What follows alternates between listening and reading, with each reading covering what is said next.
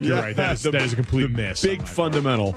The Spurs' next game is in Houston on Friday night at 9:30. That'll be a test because the Rockets are playing so well, and that game's on ESPN. So we'll look forward to that and see what Kawhi can do in game number 2. We continue. Off the top. LeBron James did LeBron James things. The Cavs passed the Hawks with paced the Cavs with 25 points and 17 assists. 17 assists, tying a career high, by the way. Yeah. 67 total points created, 25 scored, 42 off the assists. The Cavs made a season-high 20 three-pointers. They've made 10 three-pointers in a franchise record, 17 straight games. Here's the kicker for them twice now. It's the second game they've had over 30 assists. They had 35 last night.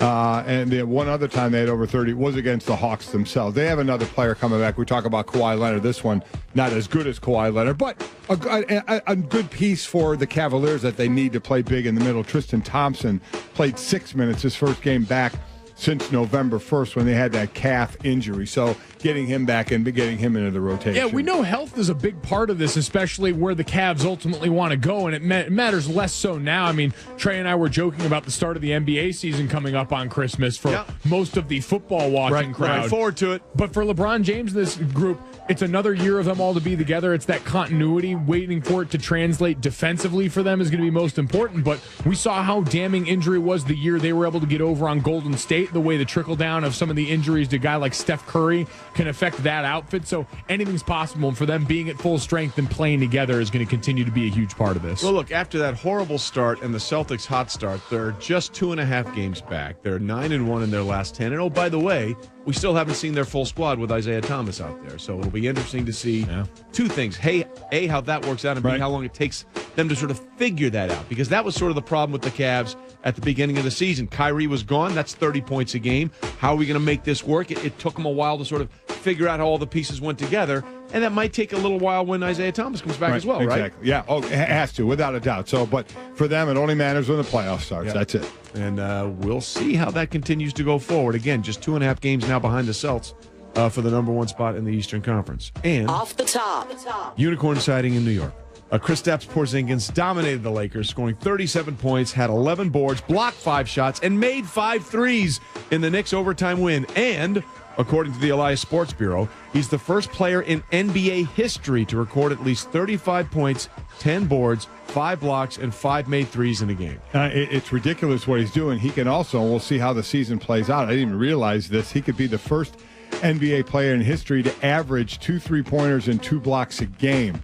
Nobody's ever done that. Kevin Durant is also on pace to do that as well, so you could have 2 in this year. But what a game last night. Very competitive game. At one point in the third quarter, you could either say great basketball because nobody was missing, or it looked like an NBA All-Star game because nobody was playing defense. But it was incredible what Porzingis was doing. Lonzo Ball went on a nice stretch as well. He ended up with a better shooting night. It was Caldwell Pope who led the Lakers with 24, but Porzingis is just really incredible with what he has been doing and what he's been doing for that team, sans Carmelo Anthony, just like the Pacers, sans Paul George in what's going on. It was actually Michael Beasley had 12 of his 13 points in the fourth quarter and overtime, which helped them the most there. But a very good game, of which, of course, Spike Lee was courtside there. Magic Johnson as well. They had some words as well. At one point, Magic stood up at a break and just said, hey, this is good basketball all the way around. Let's applaud the actual game that's going on here. Yeah, and of course you missed LeVar Ball courtside. He was there as well. That'll be a separate discussion we'll have later. If you couldn't avoid that. But shout out to Kristaps and Lonzo, too, for both being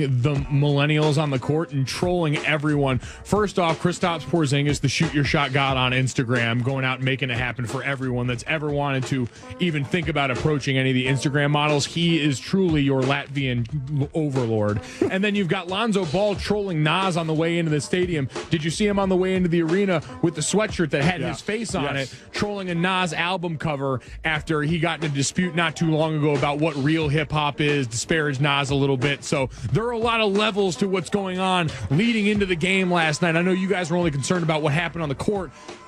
Just recognize there's a bigger picture. And this is why we have our millennial on the show. Yeah, thanks for that. Do you guys understand any of that? I did understand it. I did not recognize that, but it does make me think I need to widen my game a little bit. Maybe, you know what? Yeah. There's time for that, too. Yeah, you're a 36-year-old man. You've got plenty of time to really get up on I'm a 36-year-old, 55-year-old, so I do have time to do it.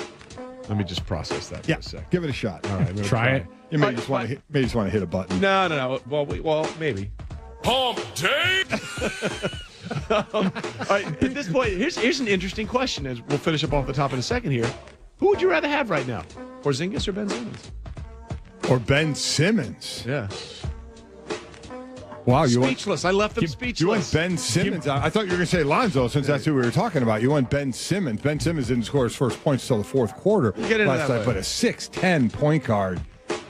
I'm telling you, I think I'd probably go Ben Simmons. I think I'd go Porzingis on this one. A 7-footer with the rangy game that he has. They're both ridiculous. There's no doubt about that. In this right? current NBA, we know how much the quote-unquote center position has changed. But to have a guy like that, a guy like Karl Anthony Towns in Minnesota, guys that can stretch the floor in that way and run with you, that just seems like something so invaluable and something so difficult to find. I get that Ben Simmons don't grow on trees either. That's a really good question. Sounds like a social play to me. 2 days in a row, you've come up Sounds with like a a couple of good social questions. play to me. Put it up on Golic and Wingo. Wow. Who would you rather have? By the way, people always Simmons? ask why I'm looking over off camera when the show's going on. That's because the young people behind the glass are the only ones that get any of the references I'm talking about right now. I understand looking at you guys for a Nas hoodie reference is probably going to be misguided. I'm not going to lie to you. Not my wheelhouse.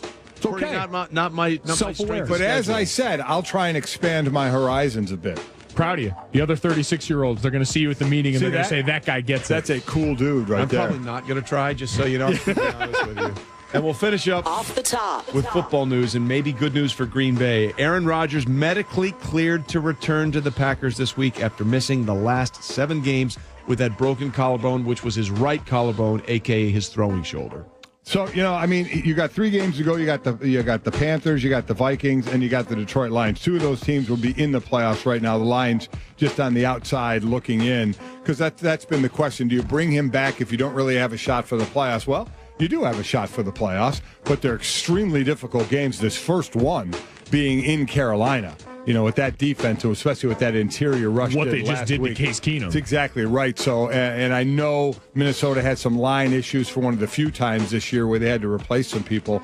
But that's a tough ask for a guy that landed on his shoulder and was out for that long of a time to potential to get hit again. But, listen, you go year by year. If you can have him back and you have the chance to make the playoffs, I would say you put him on the field. That's the problem, too, organization-wise, is organizationally at the top you have to balance, all right, this guy's our franchise quarterback. We need to make sure that we max out him overall.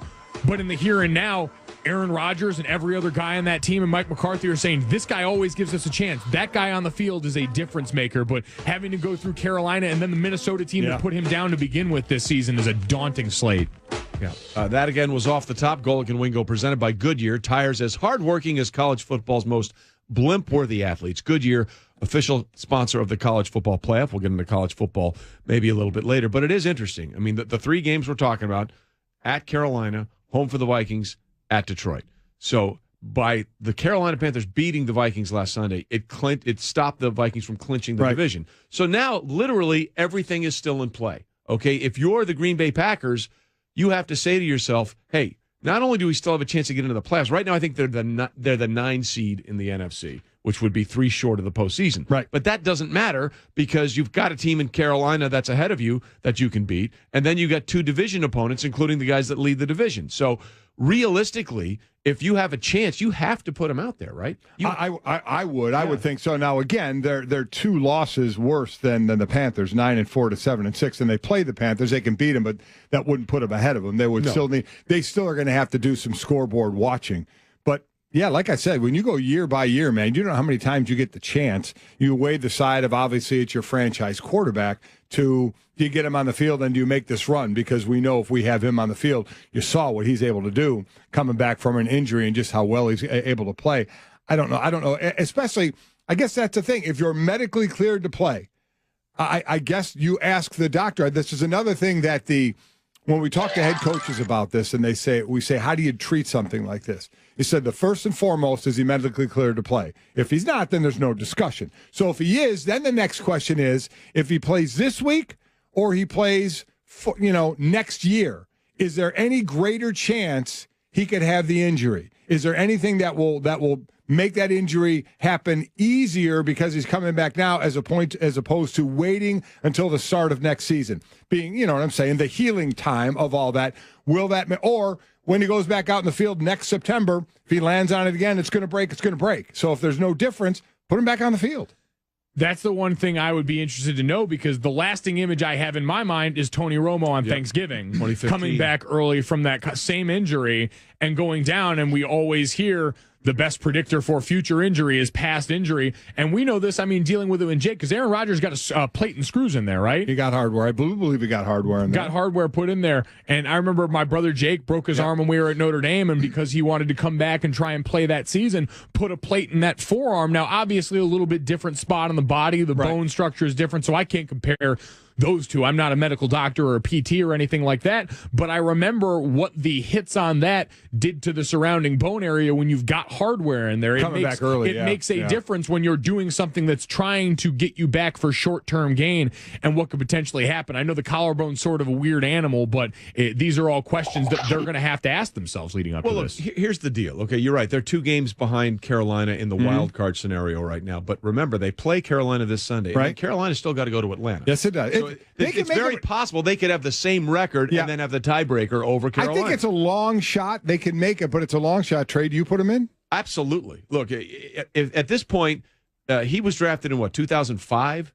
It's now 2017. I'm taking every shot I've got with Aaron Rodgers because I don't know how much longer I'm going to have peak Aaron Rodgers. Right. We can all say they're all going to look like Tom Brady at the age of 40. Right. That's just not the case. Let's be clear.